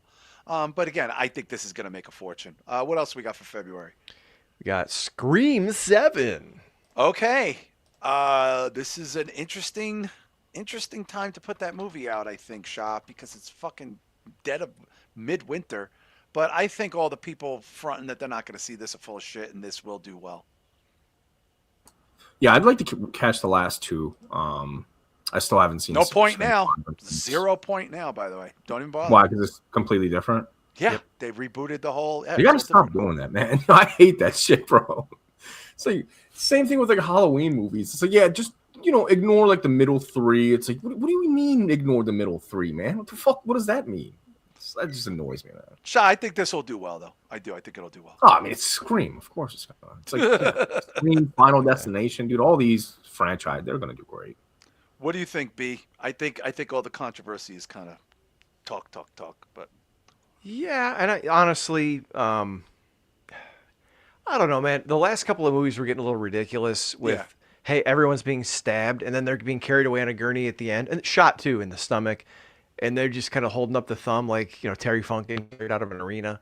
It's like, come on. However, my kids love these movies, and these are Interesting. some of their favorite franchises. So Well, it's let's going to see keep if the going. youth, I think the younger people might not show up as much because of all the controversy there, but we'll find out in a couple months. Are those the only February movies? That's interesting. Potentially, we've got Yeah. Hopper's March. It's another All right, kid this is a movie. kids movie. I want to just on principle skip kids Yep. movies unless it's Mario Brothers. Let me Right? back up. Whoa, hang on. Yeah, it's jumping here. There we got The Bride, March 6th. Okay, I'm gonna go see this. I think I saw this trailer so many times. I'm curious about it. There's too many good people involved in this B show for this to be bad. That's my take. Yeah, I think so. And this looks the style of this movie. I hate to say this because I love Guillermo del Toro. Mm. I don't like this being set in like a Flappers 20s like Prohibition era Frankenstein, but this may serve it well because it's something I do. I think fresh so. Yeah, I do compared to well. being another rehash of a rehash that Del Toro churned out. So Yeah, I think so. And I I think Shah had to step off there for a second, but in case he comes back. he's But getting an Amazon package. oh yeah, he's getting his Amazon. He's getting an Amazon delivery. I would check this out in a theater. I don't know what else is playing around that time period, but as of right now, I would check this out in a theater. But I think Shah had said that he was like lukewarm on it when we talked about it previously. So let's keep this moving. What do we got there for March? All right, next up is Reminders of Him. This looks like a movie I would not watch. What is this about? Romantic drama. Definitely not. Micah Monroe stars as a woman who, after causing a Oh! car crash that kills her husband, goes to jail for 7 years. Oh, I take this back, maybe. After she's released, she hopes to rekindle a relationship with her daughter while trying to adapt to society and regain her family's trust. Okay, I might check this out because it's Micah Monroe, and I like her a lot. And I'm happy that she's got a big movie that she's starring in that doesn't involve horror there. It looks a little bleak. What do you think there, B show?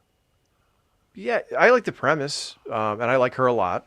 Yeah, I was she's going to great. say I like Whiskey Tango Micah Monroe, but those are not tattoos; those are flowers. Mhm. But no, I would probably not going to run to the theater to see it, but it sounds like an No, interesting no. premise. Yeah, I bet you this gets decent to good reviews there, as far as that Probably goes. not going to make any money, sadly. Yeah, well, it may not. Lainey Wilson is a very big country star, and she's a doll. She's a sweet pea. You guys Oh, see- she's in this. I didn't see that. Okay. Yeah, she is a sweet pea. She is a cutie, that girl. And she lost a shit ton. She Ozempic herself. She was the one with the big fat ass. She that was the one looked with the great, ass and that then had she its did the own Ozempic. congressman. It was so big, but she Ozempic herself into. She killed her gimmick, man. She did kill her gimmick, but she's super popular. She's got a cute voice, and she was on Yellowstone. She was so cute on that as like a chubby, like a little country singer. This is right before she got very famous. So I think having her in there is not going to hurt. Next up, Project Hail Mary. I think we covered this one. Yeah, this is going to be a big movie. This is going to be a big movie for IMAX. Gosling is a A-list big name. This is from the guy who did The Martian.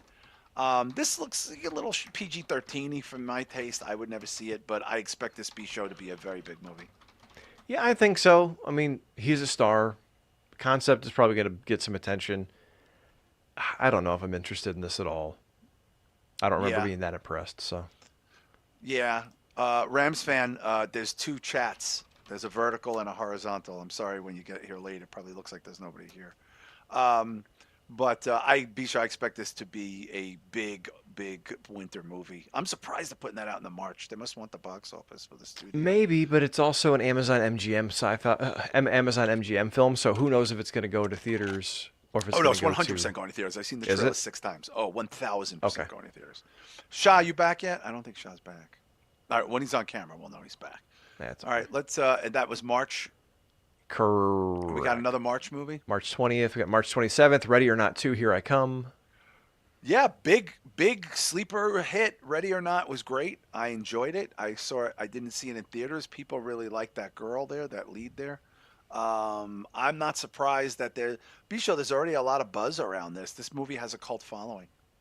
It does. It's one of those movies where I don't know if I'd lump it in with like Happy Death Day, but it's one of those almost It's better Blumhousey than type that. movies. Yeah, it's better. Yeah, no, First it's Happy Death yes. Day was great. Second one was ass. But Absolute it's ass. one of those movies that appeals like to the younger crowd. They tend to come out for this stuff, and Samara Weaving's great. So Yeah, she's cute. People really like her.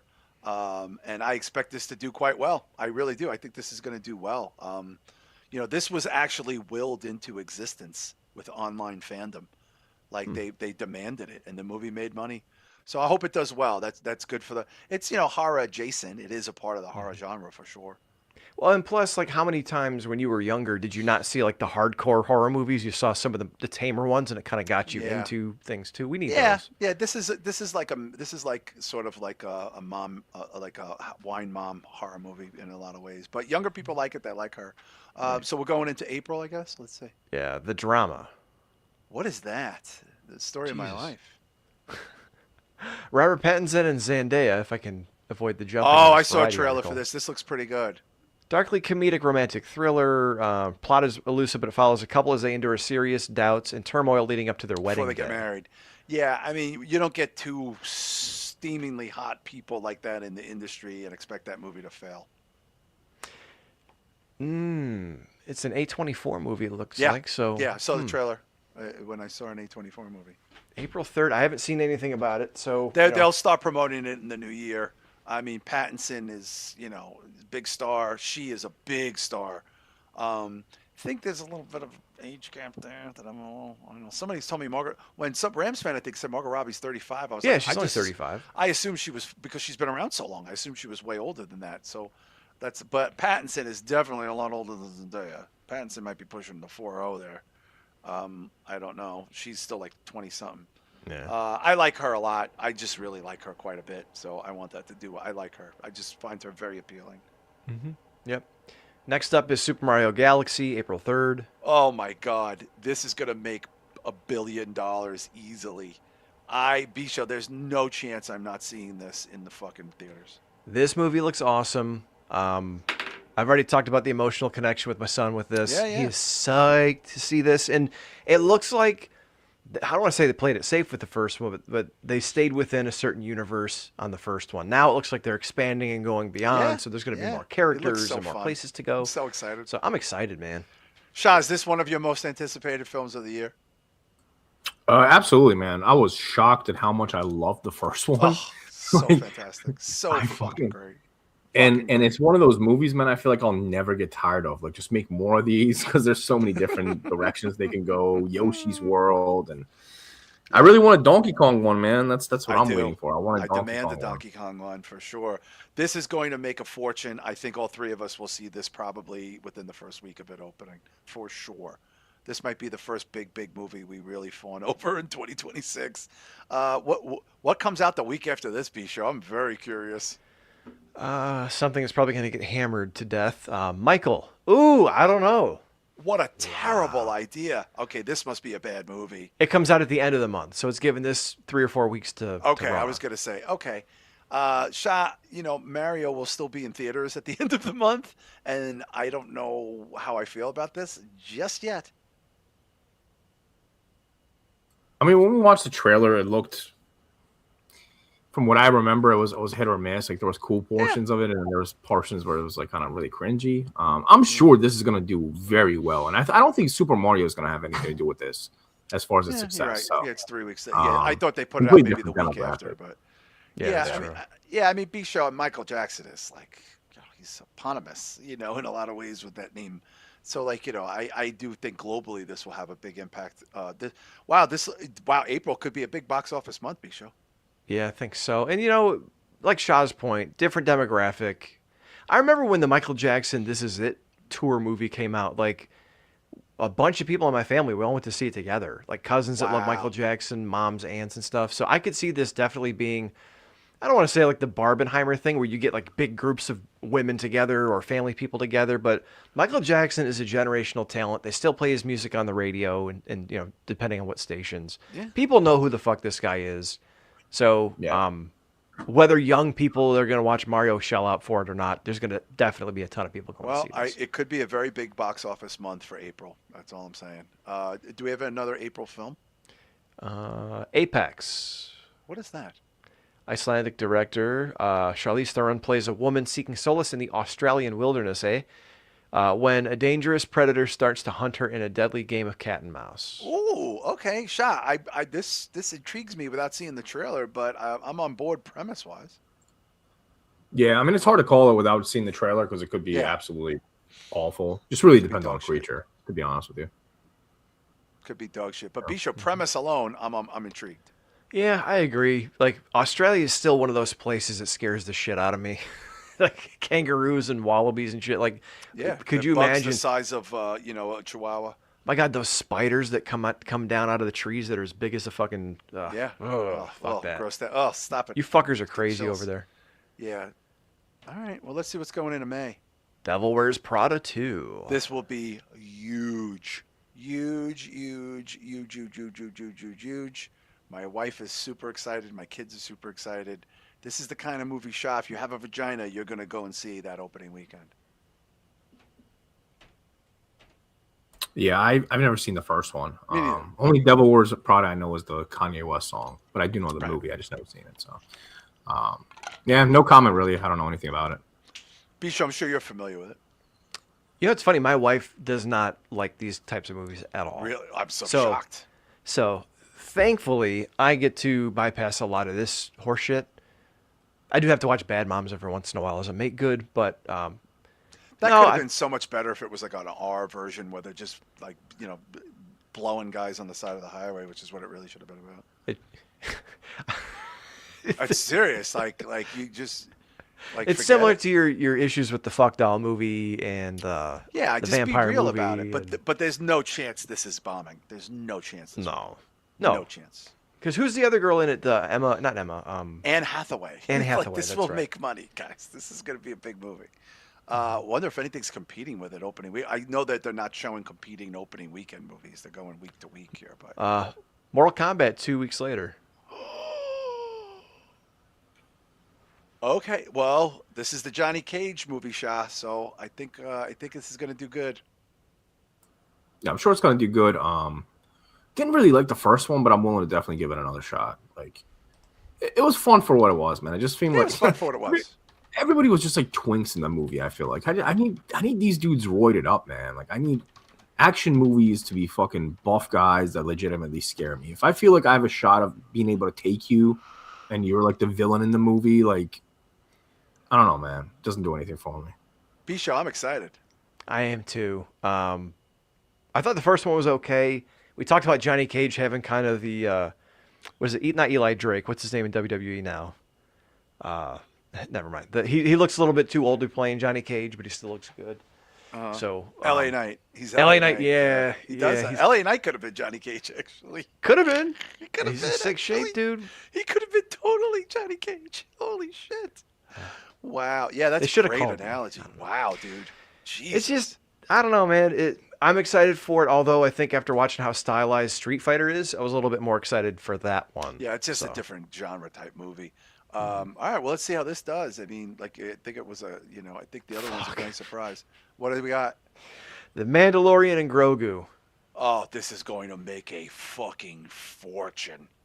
I'm a little pissed that they made a movie, frankly, but it's just so popular. Shah, this is one of those things where it was like Disney had to make a film because of how they had to make money off of the popularity of this fucking Mandalorian show. Right. Yeah, I remember there was so much hype behind the TV series that I even watched like 2 episodes, and I couldn't. That's Really what I'm saying. Like you felt like you were obligated. Yeah, I felt like I had to because people were just talking so much about it. I was like, well, shit, I might like it. I don't know. Yeah. And unfortunately, I feel like I have to watch the other ones to really appreciate it. I just couldn't probably. But Bisho, this will make a fucking fortune. Dude, I hope it does. And here's the thing. I don't want to drag this out because we're halfway through the year. Yeah, I know we got a lot to go here. But do you think this is a make good to fans? Because they were planning on making all these different Star Wars movies that fell through the cracks. They lost a shitload of money on that one that just came out, that series that just came out like a year ago. Oh, that was terrible. Oh my God, that was so bad. The Acolyte was awful. Yeah. What a And even piece of though garbage. Andor was widely received pretty well, It was I great. just feel like Mandalorian I- and Cash Grabu from Yeah, Don I mean, look, Stone. Goguru became a whole thing. There was just no way. Like he called it the Cash Goguru. But like 5 years after it was relevant, though, that series kind of died like 4 or 5 years ago.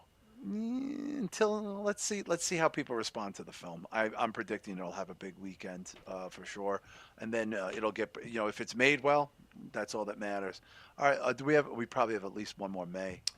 Yeah. Oh, Masters of the Universe, June 5th. Yeah, they are keeping this so under wraps, which is a little scary because you see nothing.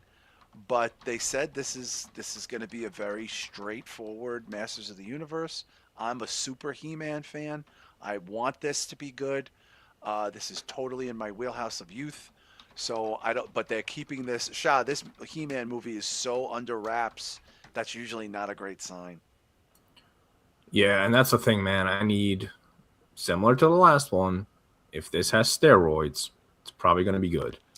If you're going to have a bunch of skinny dudes that play tennis on weekends, fucking playing He-Man, like... Yeah, this guy better be jacked the fuck up. This guy better be jacked the fuck up, B-Show, like John Cena jacked up.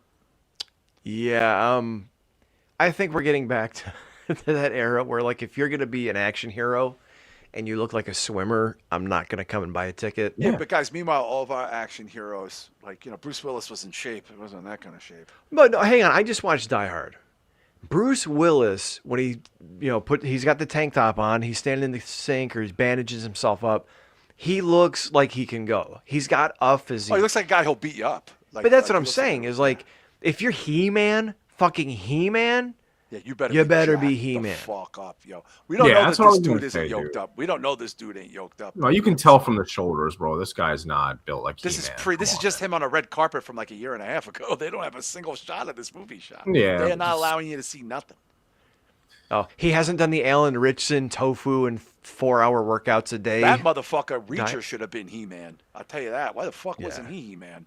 He wouldn't have to do anything. He'd have to maybe lose weight. But I reserve judgment. Yeah, Skeletor is the villain. All of the She-Ra, or the tigers in it, the Beast Man, but they're not letting you see nothing. I can't wait. Oh, who is Skeletor? Jared Leto is Skeletor? That's not true, is it? I hope not. Well, I don't even want to look that up because that'll fuck me up for the rest of the night. All right, let's try to get through the rest of the year here.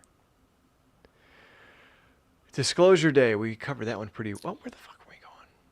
Yeah, that's the Spielberg movie. We just talked about it last week. I think that Shah, it could be great, it could be blah, right? That's my take on the Spielberg movie. Yeah, that was the Disclosure Day. Yeah. Yeah, I feel like it's gonna be nothing. Yeah, it's like that. It's like that Animals Attack movie that we just discussed, the creature one. Like I have to see the aliens. I don't know, man. It really depends on that. If it's gonna be some fucking robots, probably going If to be it's a a lot of no-go for just me. talking robots and then you don't see robots. Yeah.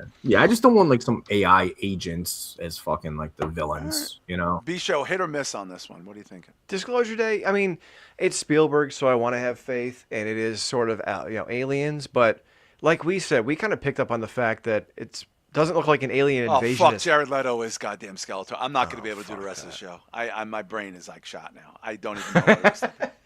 This dude, Okay. everything he touches turns to poison. All right, Jared Leto as Skeletor. Is that worse or better news than the people not fucking the sex style type of movie mistakes? it's on par. It's all Okay. parody to me. At least Jared Leto's done some movies I enjoy. I've never enjoyed a clothes-filled sex scene in my life. Okay. All right, let's keep it moving. I didn't know if you're serious about skipping this or finishing up next week. No, let's let's Scary Movie let's just do hit or 6. miss. I don't really. Scary Movie was funny in the '90s. Whatever. I don't know that we need another scary movie. Shot. What do you think? Oh, where did Shah go? Sorry, I was on mute. I kind of want to check it out, depending on which movies they're making fun of. I'm sure Hereditary is gonna. I think Midsommar was in the poster. I think they are making fun of it in the poster. Yeah. Yeah. Long Legs So should probably be in there, but it's like, oh, whatever. Yeah. So I mean, I'm definitely gonna check it out eventually, but I can guarantee you, I'm not watching this in a movie theater. It's not like a Oh movie God, theater no! movie. But I think this might make money. Who knows? B-show, hit or miss? I think there's people who are going to go see it regardless. I think it's a sign that I hope isn't true in prophecy from a couple months back, where I said I think we're entering into like the comedy parody Frankenstein meets Abbott and Costello version of horror of this era. I hope it's not the case. I hope there's enough good horror coming out around that stuff, but I don't know. Who the fuck is asking for scary movie right now? I know. It just seems a little weird. And plus, you have people doing parodies of this on the internet and TikTok. So they're going to be competing with that. All right, let's keep it moving. We've got Toy Story 5. All right, there's just no way this isn't going to be one of the biggest movies of the year. I think that's all fair to say. We think this is going to be an extraordinary hit. Shot. Yeah, it's gonna make like $1 billion, dude. Billion, easy billion, maybe the highest grossing film of the year. I'll go on the record now. I say, as of now, this might be the highest grossing film of 2026. B-show? Yeah, it's possible. I mean, looking at the movies that are coming out, there's at least one or two big or good-looking movies coming out each This month. and I'm gonna have Mario to renew for sure. my And I do membership. think that Android Gosling movie, the space movie, is going to make a lot of money too. But let's see. Yeah. All right, let's keep it rolling. We got Supergirl. This trailer was fucking great. She is adorable. Jason Momoa is Lobo. If this is directed well, this is going to be a hit.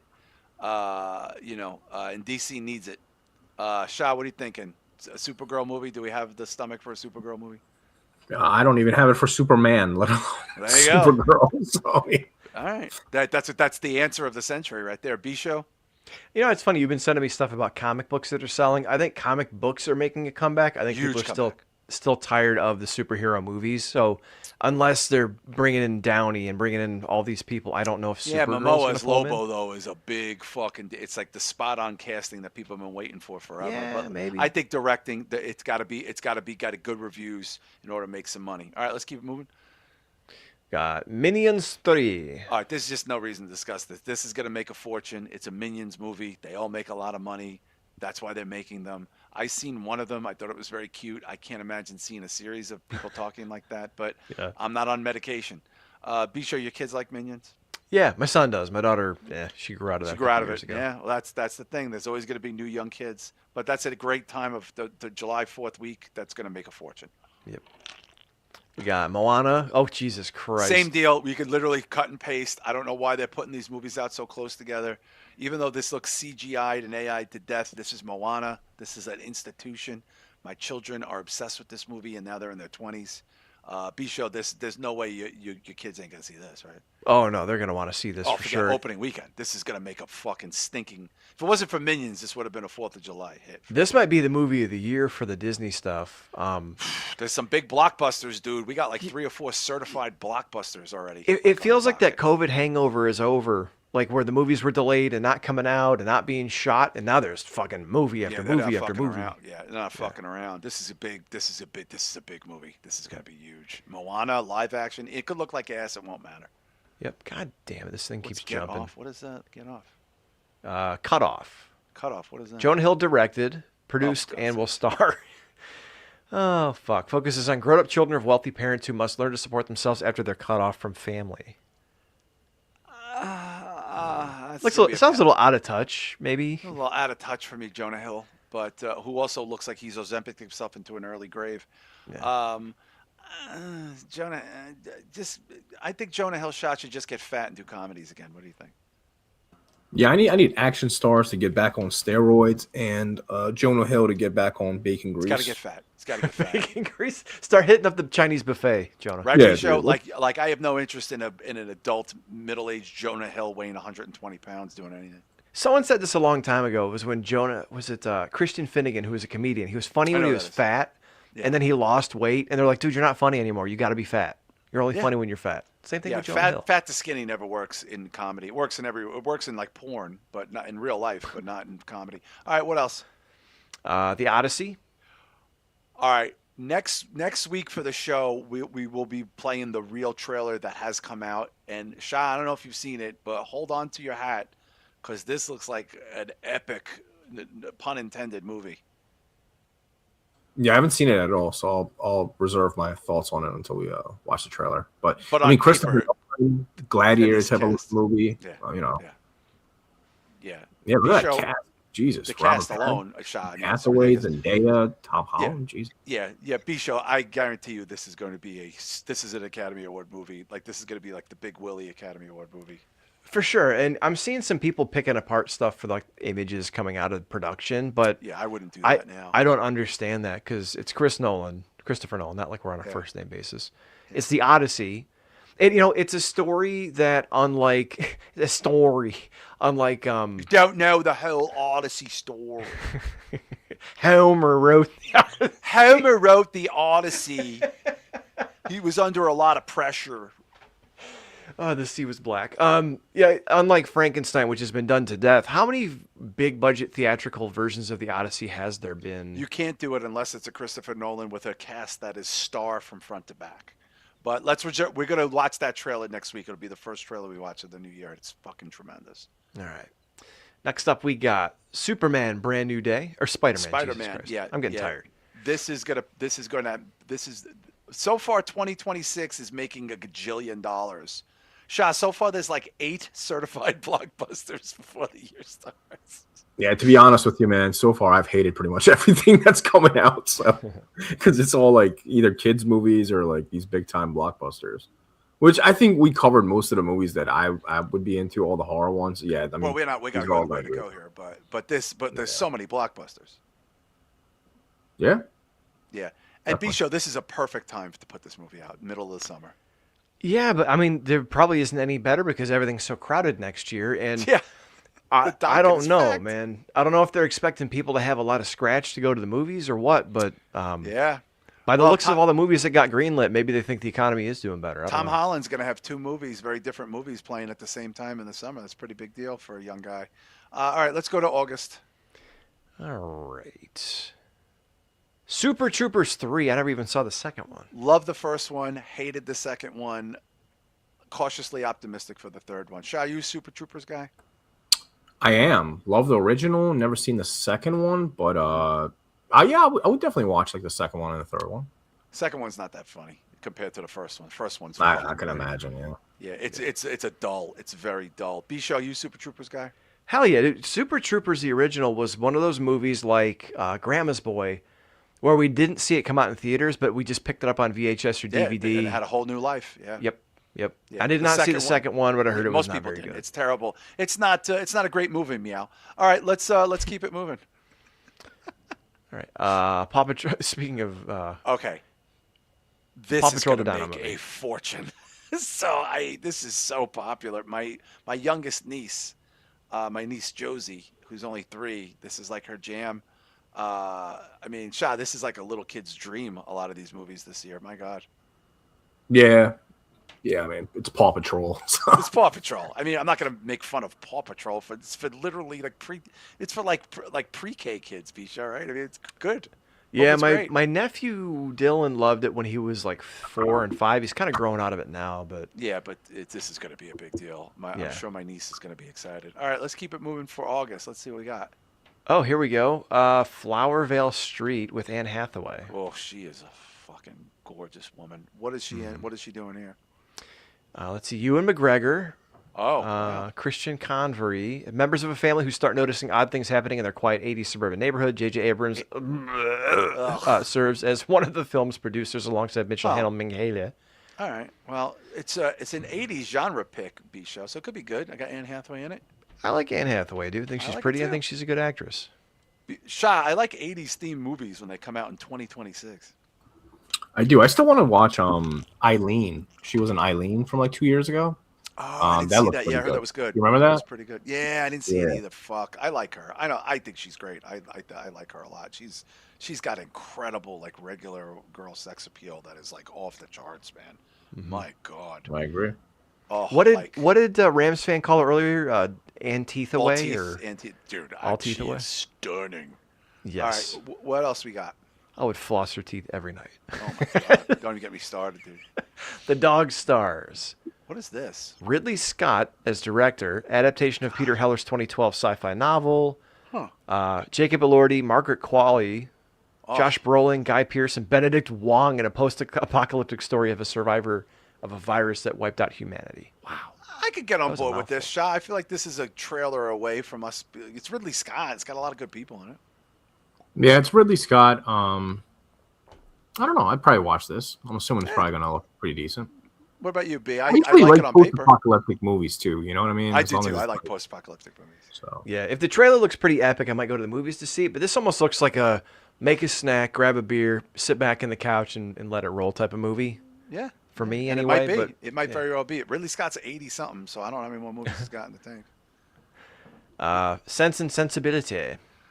Who's starring in this? We need another Sense and Sensibility. God. Daisy Edgar Jones. She's cute. This is another period piece movie. We don't need to fucking talk about this shit. Clayface, September 11th. Woo. Okay, so let me tell you what I heard about this movie recently. This is 100% a horror movie, and they're going to market it, Shah, as a horror movie under the DC umbrella because they have a horror adult line called Vertigo, and that's how they're going to promote this fucking movie. And I'm down for this one, man. I mean, there's I think 2 comic book movies coming out that I'm intrigued by. One being Clayface, and the other one is like the Plastic Man or the stretchy guy. Well, they haven't greenlit it. This is fuck.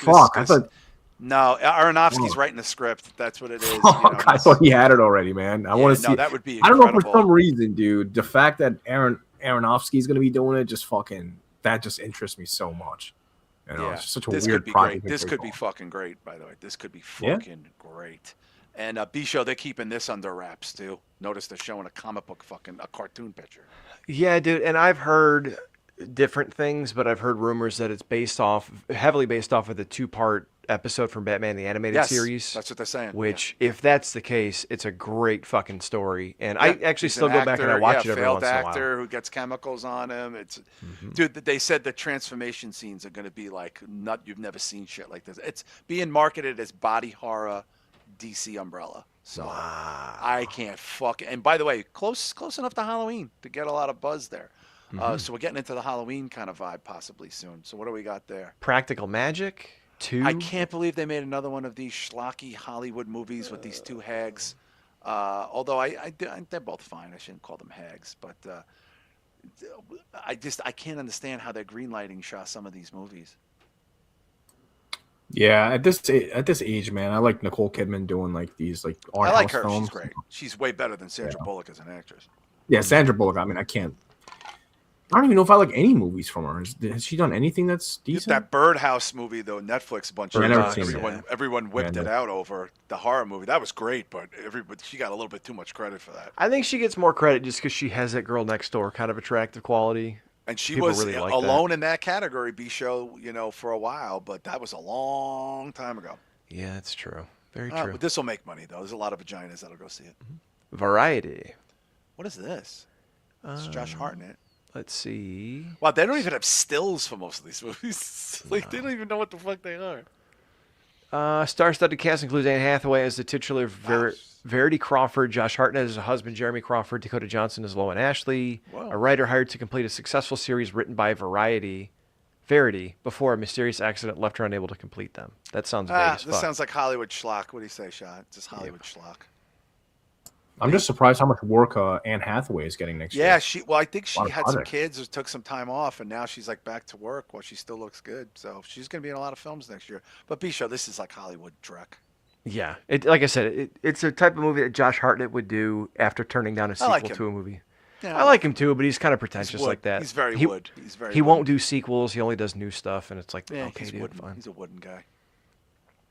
Digger, October 2nd. Okay, they're keeping this under wraps too. This is supposedly a very interesting premise. Bisho. They showed a 30-second trailer where they showed you nothing for this movie. So, per IMDb, the most powerful man in the world, as he causes a disaster and embarks on a mission to prove that he's the savior of humanity. That's interesting. Yeah, it's a dark comedy though. I think it's Wow. a dark comedy. Okay. Yeah, yeah. I don't know. I mean, it's an interesting premise. Supposedly, this is going to be a pretty interesting film. The Social Reckoning. What is that? Aaron Sorkin. Oh, I like Aaron Sorkin. Let's see. Bill Burr's in this? Yeah, a lot of people are in it. Shit. How young engineer Francis Hogan and Wall Street reporter Jeff Horowitz blew the whistle on the platform's most guarded secret. This is the sequel to The Social Network, guys. That's what this Oh. is. One of my favorite modern films. Just absolutely brilliant. Mikey Madsen, Jeremy Allen White, Wow. Oh, wow. Jeremy Strong as Zuckerberg. I don't even know who that is. Jeremy Strong plays Mark Zuckerberg in this? Mm-hmm. Oh, this, I just sold you just bought my ticket for me. Shah, you a fan of The Social Network? It might be one of the best movies of the 21st century. No, it's a blind spot for me, man. Never seen it, bro. Oh, dude, you would I've heard it's fawn amazing, over though. this- I've heard it's dude, incredible. You wouldn't shut up about this movie if you watched it. No, yeah, I've heard it's incredible. Has every element you like: the acting, the pacing, the directing, the cinematography, the score. It is a phenomenon, bro. Maybe one of the best movies of the 21st century. Bicho, you never seen it either?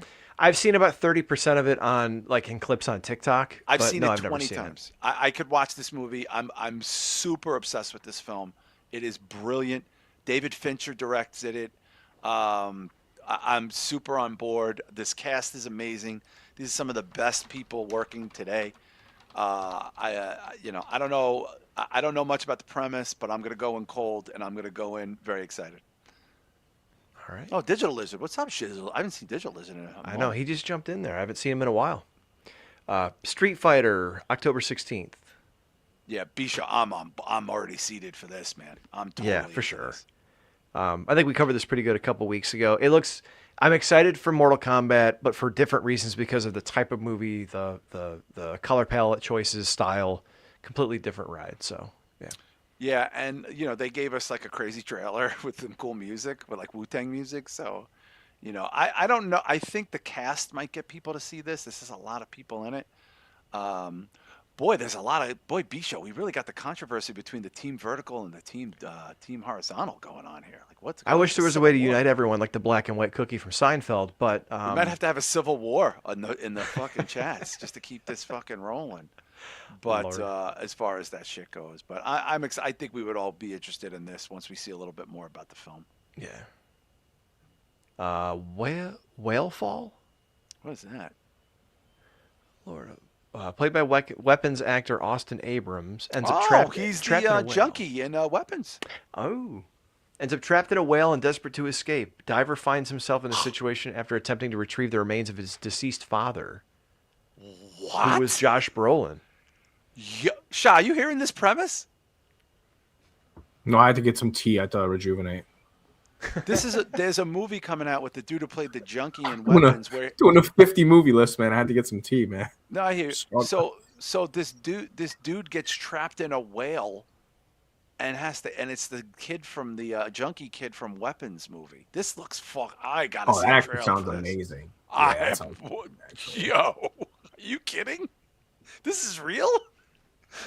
B-Show, hell yeah, do I want to fucking check this out. Ever since I was a kid, I wanted to see an adaptation of Jonah and the Whale. And now we get something close to that. So, if this is done right, guys, this could be like one of the coolest movies of the year. it's like Castaway meets Jaws or something. And they're putting it out that close to Halloween. That's a sign. Next up, The Cat in the Hat. Another Cat in the Hat. Who's the Cat in the Hat now? Post Malone? Like who the fuck is doing the voice? I think it's an animated movie. But who's doing the voice?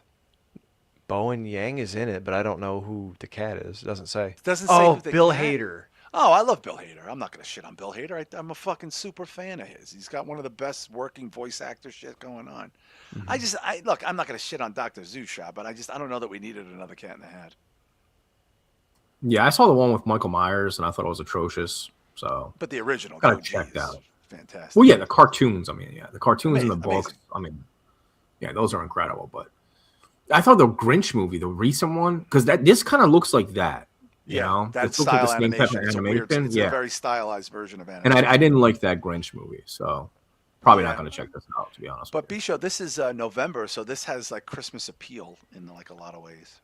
It does, and we'll probably end up maybe seeing it if my son's into it at the time. But I almost feel like, and I heard Disney is considering going back to hand-drawn animation for some movies. I want did to hear about reinvigorate that too. Yeah, going I almost forward. feel like if you're doing the Cat in the Hat or these classic stories, I would rather see it in hand-drawn animation than Me 3D. too. Me too. Well, let's see. I mean, look, I don't know what the interest is, but we'll find out. It's a November release. What?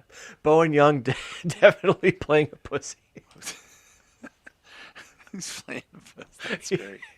Such a medium. Not. I wouldn't even call him a medium talent. That's how low talent he is. Hunger Games: Sunrise on the Reaping. I still can't believe they're making these Hunger Games movies. I checked out of these after the fucking second one because it's not Battle Royal, but these things make money, Sean. You know what I mean? It's just they're gonna just keep making them. Yeah, I mean, we have Battle Royale, so Exactly. I don't ever need to see this. Bisho, have you ever seen Battle Royale? No, I don't think so. You gotta see it, dude. It's so fucking great. All right. John, have you ever seen the second one? Yes, I didn't like it that Is it? much. No. It's Yeah. okay. It just nothing's like the first one, dude. It's just like oh. Yeah, I haven't seen the second one. Legend of Aang: The Last Airbender. Yeah, this isn't like for us, but this will probably make Yeah. a lot of money. There's no getting around how popular these kind of things are, and it comes out in October, so that's a great time to put that movie out, I think. Focker-in-Law. Come on. Oh, dude, I'm down. I'm so I love down. I love Meet the Come Parents. on, man. Please. I need more, man. I love Meet the Parents. Yes. I absolutely Shah. It's a great comedy. The first one, second one's okay. It's No, nowhere second near one's as good. funny too, dude. Meet Not the like the Fockers first. is great. Not like the first, dude. Not like. I the don't know, first. man. I like first and second. Third one is atrocious. There's I a third hated one? the third. Yeah, it was the Little Fockers. Little Yes. Fockers. That was just. It was I couldn't so even, I bad. refused to it. Dude, Yeah. So that they need to first redeem one was so themselves, great. man. They need to redeem Yeah. themselves, and I have hope, man. Maybe like the parents should die of COVID, and like that would be like an interesting Jesus. premise. Like I don't know. Damn. I say leave these movies alone. That first one was great. The other ones were dog shit. Second one wasn't dog shit. Dude, It had its moments, what? but the second one's not dog shit though. It's okay. You don't like the second one, dude? No, didn't like it. Second one was great. My favorite thing with the second one is where you think he had the half Latino kid or whatever, because I don't know what they did to that kid to make him look like Ben Stiller, but that just killed me when I saw him on stuff like with the posture and everything. I couldn't stop fucking laughing. But Little Fockers sucks ass. Yeah, Little all right, Fockers. It just yeah. sucks. It just blows donkey balls. What else we got? Hexed from Disney. Okay. Don't even know what that is. Don't know what that is. An but, awkward teen as his magical Oh, powers boy. transform his life. Okay. It's a boy witch movie With Next. a type A mom. Next. Narnia. All right. I am a very big fan of The Lion, the Witch, and the Wardrobe. I want this to be good, Bisho, very badly. I am terrified of what this woman is doing to this fucking movie. And I like Yeah. her. I think she's actually a pretty brilliant filmmaker. I thought Barbie sucked, but I liked her prior to that.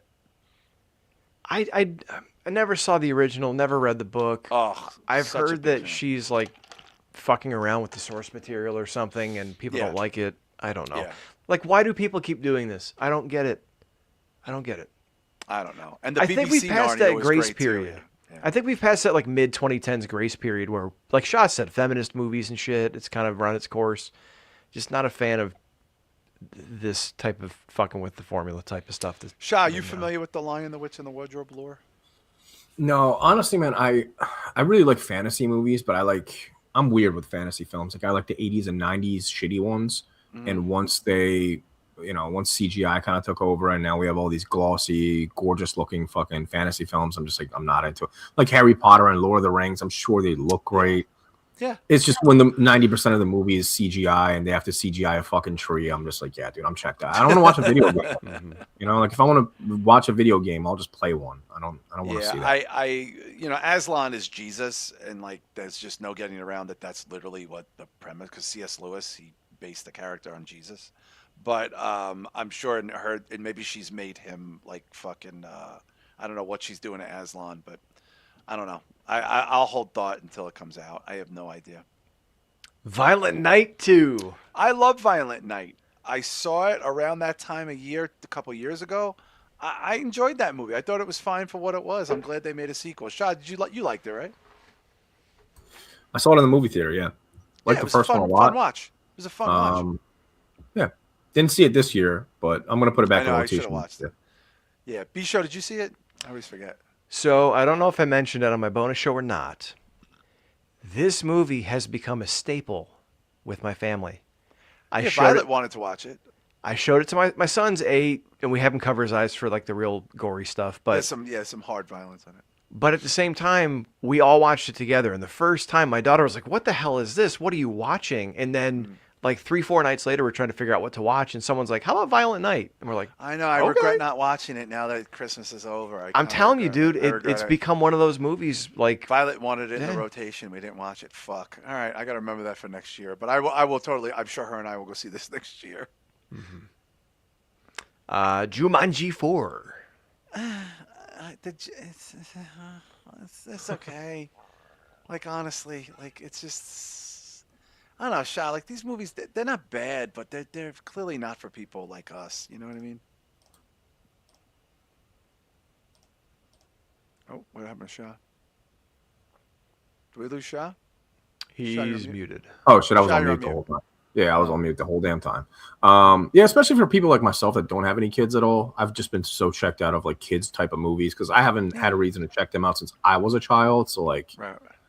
Paw Patrol and like Yeah. Why Jumanji, would like you they see don't it? do Why anything would you for see me. it? Like honestly, it would be weird if you saw it.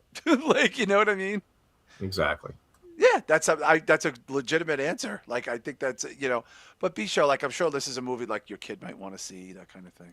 They'll probably want to go and see. It's not going to be anything amazing. And to be fair, the first Rock Jumanji remake was fine. Yeah, it was I fine. just, other than, the search for new money or more money, I Yeah, don't understand the rehash of this I don't stuff. get it So either. All right, what are we closing the year out for next year with? Let's see. we got Avengers Doomsday. Oh, they're putting that out in December. That's Yeah. very weird. That's very unmarvel to let the whole summer go. Shah, this is a very strange strategy for Marvel to put this out at Christmas time, don't you think? I mean, you figure a lot of people are getting together with their families. Maybe they're under the assumption that people would go in groups to watch this at the movie theater during the holidays. I don't know. I'm kind of disappointed. There's like literally no horror mentioned on this list. But I mean, Yeah. I know we covered all of it. Well, But we good because we did it a few weeks ago. Thank God. it's just sad that like they don't take horror seriously to the point like that they don't even include No, it on the. they really don't. They really don't. But We had Scream. That's it, right? Scream. yeah, I Scream think. because it's a Yeah, that was franchise, it. and some other weird like sci-fi-ish type things. B show, this is a strange strategy for me. I really don't know how I feel about this. Yeah, I don't know if they thought they were going to get hammered by movies like Mario or the Yeah, Disney ones coming yeah, out.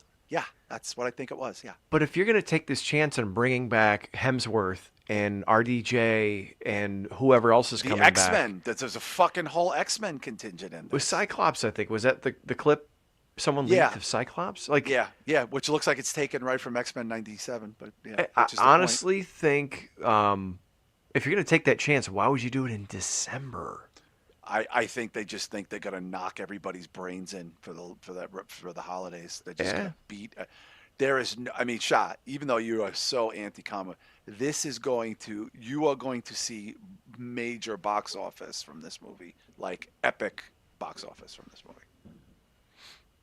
Yeah, I'm honestly expecting this to be probably the biggest movie of the year. right? Like, I think Toy Story will make more money, personally. think so? Yeah, I still think Toy Story is going to make the most. Or Moana. Moana and Toy Story and this will be in the conversation for sure. Or Super Mario. Mario. Yeah. I think we just named the top 5 fucking films of 2026 box office at the very least, B-Show. And then Zelda, Legend of Zelda comes out in 2027, I think. So we're already stacking those up, 2027. Is this the last movie that they're putting on this list or no? Dune Part 3. Oh, interesting. Oh, same day, too. Yeah. That's right. Dude, they announced the the studios. same day. Yes, they just talked about it this week. The studio said they will not move the movie. This is a terrible idea for the studio for Dune, Shah. This is a terrible idea. Do you think people might make this like a spectacle, like Barbie and Oppenheimer? Yes. Yes. Because I mean, I can see this being a double feature. Yeah, because like everybody's at home for the holidays. Hey, let's all go to the movie and watch Dune and fucking Guardians of the Galaxy, whatever the fuck it is. Wow. I mean, I don't think Dune is going to tank B-Show, but I just think this is a balls strategy on both studios. I question it, but whatever. This is a game of chicken. I don't think Warner Brothers can win unless they bank on people doing the double feature. And to be fair, I don't know who's going to be who's going to have the appetite for like a 7-hour double feature. Think about how long these movies are now with the previews and time and shit, man. It's a 3-hour commitment. That's a lot. Is there another movie after this? I want to try to wrap this up. Okay. Angry Birds 3. Oh, for God's sakes. No one gives a shit. Yeah, go fuck yourself. Werewolf. Werewolf. Yes. We close the year. Look at this, Christmas Day. Wow. Robert Eggers' Werewolf movie comes out Christmas Day. Shah. Crazy. Why does he keep doing this? He did this with Nosferatu. He don't give a fuck. I don't know. No, but like the Christmas Day release, like why? Yeah. I don't understand it. I don't understand it's very either. Weird. Somebody's got to put him on a carpet for this, I think, B-Show, because it's a strange strategy for a serious period. And this is going to have like its even own language in it, for Christ's sakes. And we're not even going to be able to review it until 2027, which is going to piss off the Necromaniacs. I know. Necromaniacs has already taken a shot. This is crazy. Well, I will say this. Unlike 2025, I think 2026 is going to be a box office record year, possibly of all time. There's a lot of schlock here, but there's things obviously that we are going to be very invested in. I think Shah going forward, and I think it's going to be an interesting 2026 for the theaters. Yeah, I think there's going to be a lot of good indie movies coming out next year too, and then combined with all these blockbusters, there's going to be no shortage of new films to check out next year. I can tell you that. So. And keep in mind, we're not even talking about like the exclusives that are coming out to Prime. Oh yeah, we didn't do indie, we didn't do fucking horror. I mean, you could have done 100 of this, right? B-Show. I mean, we would have been here till fucking New Year's. It's funny. People have been saying for years that cinema's dying, but we just saw a dozen potential like $100 million movies. We have 4 to 5 movies, at least 4 movies that are guaranteed to make $1 billion. 4. Yep. I don't know that we had any this year. I don't know that we had any this year. I really don't. I don't know that we had any that made $1 billion. I don't think we did. And that's not due to the talent. It's just a different vibe. Yeah. But what an interesting year in cinema. Shah, do you want to leave anybody with a nice end of the year message as we go into 2026, going back to the Q&A and such? Yeah, I don't know about you guys, man. In 2026, I plan on starting to use condoms again since I'm single. So. What I got going on for next year? I don't know how I'm topping that, but I'm going next year, so I'm just throwing it out there, man. Chase your dreams, man. I'm back in new vag again. Chase your dreams. And I'm going to using condoms again. 2026. So, Lord, probably going to be doing a lot of smashing next year. A lot of questions. Shah, this was not the wrap it up I had in mind, by the way. Hey, man, we wrapped it up in a different way, man. Shah wrapped it up in the only way he knows how. B-Show. Absolutely. Yeah, I haven't used the condom in fucking, 20 years, man. Talking to 2 long-term married people. We have about 30 years of marriage between us. I don't know why you're even bothering. If you're more worried about protecting yourself from having kids, just go get the surgery and get it snipped. If it's about protecting you from something toxic, then I get you. No, it's because I've been drinking more. I've noticed, and I black out a lot, and I'm making your pull-out game is bad. No, it's not even that. I just anticipate more. I can't believe this this No, guy? I'm just being honest. I just anticipate more like What is going toxic on? one night stands next year. So I'm like, yo, man, We I get don't it. really want to get herpes at like Works 40. 100% of the time, 60% of the time. Yeah, Oh, yeah. So pull out next game is year strong. we're gonna be on condoms and what is Oh, it, blue Shah, chews. this is the So blue greatest. This chews is and the condoms greatest. for me next year. I don't know what you guys are doing next year, but figure it out. And I hope you have a good new year. Spitball man. Wow. B show. I'm sorry to put you on the spot after that, but go ahead. um, Fortunately, I don't need condoms anymore because I've been married too goddamn long, and Yeah. I did have the surgery 2 years ago, and Nice. it's been fine. So just enjoy. I know. I said this on the other show, but some of our friends had some setbacks this year, and we're there for you. We feel you, and we appreciate everyone's support, and we hope everyone has a great 2026. So, Yeah, I mean, we lost Kevin Castle in oh 2025. fuck. Obviously, that was, a big thing. I just spread his ashes recently in the Adirondack Mountains, which just literally like a week ago, a week ago to the day, practically I did that. But I just lost my godmother. I just went and had to pay respects to her. She was pretty amazing. And I got a couple friends that are pretty sick. Thinking about my friend Luke Kohler of Sick of It All. Really, and my good friend Jimmy Williams, singer of Maximum Penalties, pretty sick. And I'm thinking about that, and I'm thinking about a lot of people that we interact with that had a hard year. You know what I mean, as far as that goes, financially, relationship wise, losing people, getting sick. We got a good friend to the show uh, who's unable to hang out with us, who's a big part of our support, who I spoke to recently, that I'm thinking about. But my kid graduated college, went and got a job, moved into the city, working her ass off. My wife's got a fucking work ethic that is through the roof, and she's holding it down in this fucking house. My dog is amazing. My little Drapes is killing it in college, and all that stuff. And I there's very heavy things and there's very great things. And I'm gonna be 55 next year, and I'm still wearing fucking hardcore t-shirts and fucking watching horror movies and eating chocolate at night. So what can I complain about, honestly, at the end of the day? But thank you guys for all the support for the show, for the support for my brother passing away, for the support for each other. I know you guys talk to each other and all that other stuff. And what an extraordinary time to be alive. I'm hoping that 2026 is better for everybody. And let's try to keep these losses to a minimum and take care of ourselves. But we're going to be back on the regular show next Thursday. We'll get the link up for the Q&A. I'm excited. I'm sure the Q&A is going to be a monolithic show. And please, whatever you're doing tomorrow night, just be careful, because I want to keep you guys around in 2026. So thank you to both the vertical and the horizontal chat. Shah, do we have any plugs before we head out? Yeah, follow John at I am John Draper, myself at planet.mondo, B Show at B Show Brian, and you can follow the show at Spitball Media. And of course, thank you. Hope you guys have a great night tomorrow night, and we'll see you next week in 2026. Spitball Media. Be safe. Peace.